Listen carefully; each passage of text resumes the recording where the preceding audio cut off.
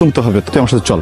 ওর যে এক্ষুন ধরবো, ওর যে এক্ষুন যে বলবো এমন কেন করছে, তুই ওর যে স্ট্রংলি বলবি, বললে দেখবি সব স্বীকার করবে। তুই যদি এখানে ময়রা পয়রাও থাকিস, আমি আমার জীবন থেকে তোকে 5 সেকেন্ড দিব না। নাটকের অভিনেতা আরশ খান ইউটিউব কেন্দ্রিক কাজে তাকে নিয়মিত দেখা যায়।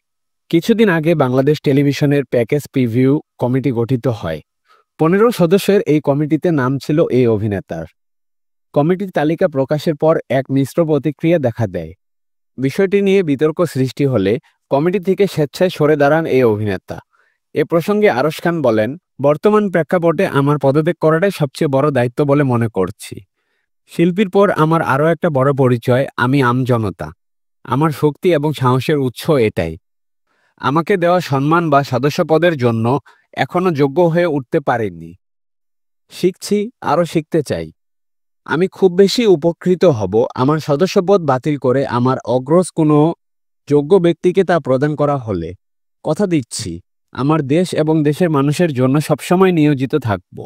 একজন শিল্পী হিসেবে, একজন মানুষ হিসেবে এবং দেশের আমজনতা হিসেবে যে কোনো ক্রান্তি লগ্নে দেশের মানুষের পক্ষে থাকব বলে জানিয়েছেন আরশ খান।